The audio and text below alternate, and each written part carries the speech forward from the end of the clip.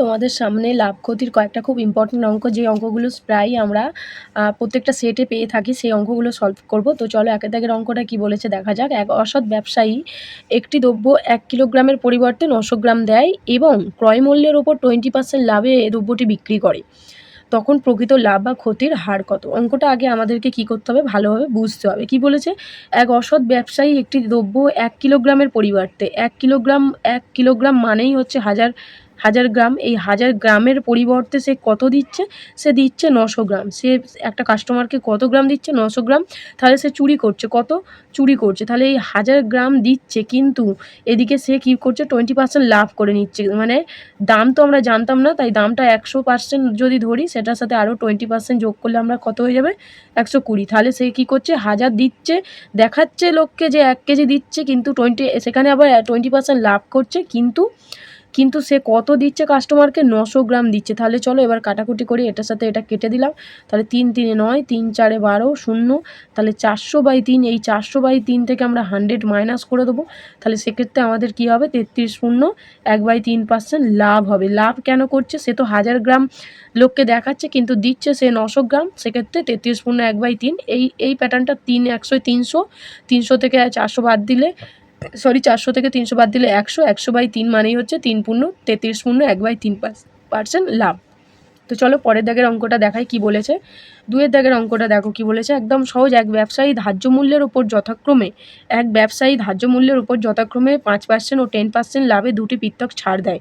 5% প্রথমে লাভে, 5% ও 10%, 5% ও 10% দুটি পৃথক ছাড় দেয়। প্রথমে কী ছিল? 100% ছিল, সেখান থেকে 5% বাদ দেওয়া মানে কত আসছে? 95%। সেই 95%-এর উপরে আবার 10% বাদ দিচ্ছে, মানে 90/100। তাহলে কাটাকুটি করে নাও, 9 1 9, 5 1 5, 5 9 45, 5 2 10, তাহলে 100। তাহলে 19 গুণ 9/2, এটা সমান 100। 9 1 9, হাতে 8, 9 1 9, 9 10 11 12 13 14 15 16 17, তাহলে 171। 171/2 করলে আমাদের এটাকে ভাগ করে দেবো। 171কে আমরা ভাগ করলে কত পাবো? 171কে ভাগ করলে 2 2 8 16, 2 5 10, আবার 2 5 10। এই যে 85.5কে আমরা কি করব? 100% থেকে মাইনাস করে দেবো। কী করবো? 100% থেকে মাইনাস করবো। তাহলে সেক্ষেত্রে আমাদের 14.5%, এটা আমাদের আসবে অ্যান্সার। ঠিক আছে, তো আমরা অপশানে পেয়ে যাব। এখানে দেখো 14.5% অপশান 3-তে রয়েছে, অপশান 3-তে রয়েছে। তো চলো 3 দাগের অঙ্কটা কি বলেছে দেখা যাক। 3 দাগের অঙ্কটা কি বলেছে? 3 দাগের অঙ্কটা বলেছে একটি দ্রব্য বিকে, একটি দ্রব্য বিকে 10% ক্ষতিতে বিক্রি করে। মানে বিকে 10% ক্ষতিতে, মানে 90% ক্ষতিতে, 90%-এ বিক্রি করে, বা 90 টাকা, আমি ধরে নিলাম 90 টাকায় বিক্রি করে, মানে 10% ক্ষতিতে বিক্রি করে। দ্রব্যটার দাম আমি ধরে নিয়েছিলাম 100 টাকা, সে 10% ক্ষতিতে বিক্রি করে, মানে কি 90 টাকা হয়ে যাবে। এবার কি বলছে, সেই দ্রব্যটি সিকে 20% ক্ষতিতে, মানে কি 80/100। 20% ক্ষতি মানে কি 100 থেকে 20 বাদ দেবো, তাহলে 80/100 এত পার্সেন্ট এত ক্ষতিতে বিক্রি করে। তবে প্রকৃত ক্ষতির পরিমাণ বার করতে গেলে আমাদের এখানে কাটাকুটি করে কত আসছে? 72। তাহলে আবার 100 থেকে মাইনাস করে দেবো। তাহলে প্রকৃত ক্ষতি হচ্ছে 28%। প্রকৃত ক্ষতি কত পার্সেন্ট? 28%। দেখো অপশান 4-এ রয়েছে 28%। কত সহজভাবে অঙ্কটাকে সলভ করে দিলাম। দেখো অঙ্কটাকে বুঝে বুঝে পড়তে হবে। একটি দ্রব্য বিকে 10% ক্ষতিতে বিক্রি করে, মানে দ্রব্যটার দাম যদি আমি 100 ধরে নিই, সিপি যদি ক্রয়মূল্য যদি আমি 100 ধরে নিই, তাহলে 10% ক্ষতি করেছে, মানে 10 টাকা কমে বিক্রি করেছে, তাহলে 90 টাকায় বিক্রি করেছে। সেক্ষেত্রে আবার কী করছে? দ্রব্যটিকে আবার সিকে 20% ক্ষতিতে বিক্রি করছে। তাহলে কত পার্সেন্ট ক্ষতিতে? 100 থেকে 20% বাদ দিয়ে দাও, 80/100 করলে আমাদের অ্যান্সার বেরিয়ে যাবে 72। 100 থেকে মাইনাস করে দেবো, 28% হচ্ছে আমাদের ক্ষতির পরিমাণ। দেখো অপশান 4-এ রয়েছে 28% আমাদের ক্ষতির পরিমাণ। ঠিক আছে,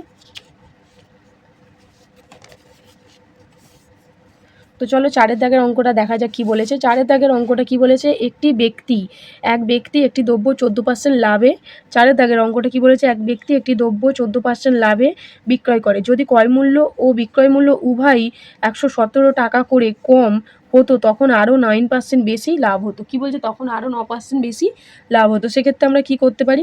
9% বেশি লাভ হতো, মানে এই যে 14% লাভে বিক্রি করছে, এক ব্যক্তি একটি দ্রব্য 14% লাভে এটা বিক্রি করছে। কি করছে? বিক্রয় করছে। যদি ক্রয় মূল্য ও বিক্রয় মূল্য 117 টাকা করে কম হতো তখন আরও 9% বেশি হতো। এই 9% সমানই তাহলে আমরা কি ধরে নেব? 9% সমানই আমরা 117 ধরে নিতে পারি। 9% সমানই হচ্ছে 117। কেন বলেছে দেখো? যদি ক্রয়মূল্য ও বিক্রয়মূল্য উভয় 117 টাকা করে কম হতো তখন আরও 9% বেশি লাভ হতো। তাহলে এই 9% সমানই তো 117। 1% সমান কত হবে? 1% সমান 13।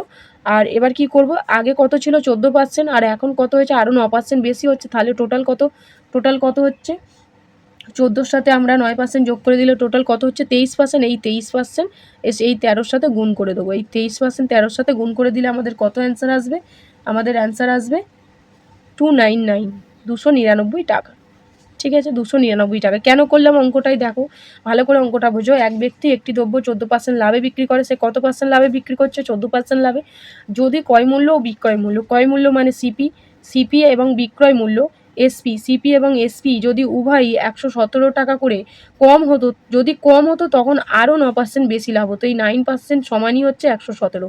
তাহলে এটা কেটে দিলে কত আসছে আমার? 13। 13-র সাথে এবার আগে ছিল 14% লাভ, এখন আরও 9% বেশি লাভ হচ্ছে। তাহলে 14 আর 9 যোগ করলে কী হবে? 14 আর 9 যোগ করলে 23 হবে। তাহলে 23-এর সাথে এই 13 গুণ করে দিলেই কত টাকা হয়ে যাবে? 299 টাকা। চলো পরেরটা দেখি, 5-এর দাগের অঙ্কটা কি বলেছে? এক ব্যক্তি 960 টাকায় একটি ঘোড়া ও একটি গাড়ি কিনেছে।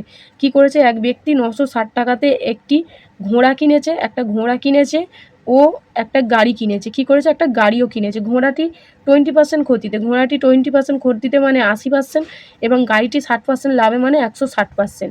পার্সেন্টেজের জন্য নিচে 100 দিলাম, পার্সেন্টেজ তুলে দিয়ে, আর 100 কেটে দেবো যেহেতু এগুলো ইস্টু আছে। তো চলো কাটাকুটি করি। 8 1 8, 8 2 16। আচ্ছা, এবার কি হবে? এই দামে কিনেছে, এটা উল্টে দেবো আমরা। এবারে কি করব? দেখো এখানে কি বলেছে? যে বিক্রয় মূল্য সমান, এই যে সমান দিয়েছি তাই জন্য এটা সমান অথবা ইস্টু। ঠিক আছে, এবার কি বলেছে? যে 60% লাভে বিক্রি করে দেখা যায় দুটি বিক্রয় মূল্য সমান, ঘোড়া ও গাড়ির ক্রয় মূল্য। সিপি জানতে চেয়েছে। তাহলে এগুলো আমরা উল্টে নিয়েছি 2:1। এবার 2/2 এই দুটোকে যোগ করলে কত? 3 ইন্টু কত? 960 টাকায় কিনেছে। তাহলে কাটাকুটি করো। 3 3 9, 3 2 6 0। তাহলে প্রথমে ঘোড়ার দাম কত? 640 টাকা। 2 2 4, 3 2 6, 640 টাকা। আর সেমভাবে আমরা করে ফেলবো 1/3 ইন্টু 960। তাহলে এটা কত? 320 টাকা। তাহলে ঘোড়ার দাম, এটা হচ্ছে ঘোড়া, আর গাড়ির দাম হচ্ছে 320 টাকা। গাড়ির দাম কত? 320 টাকা। খুব সহজ অঙ্ক, দেখতে অনেকটা বড় হলেও অঙ্কগুলো। তাহলে গাড়ির ক্রয়মূল্য হচ্ছে 320 টাকা, ঘোড়ার ক্রয়মূল্য হচ্ছে 640 টাকা।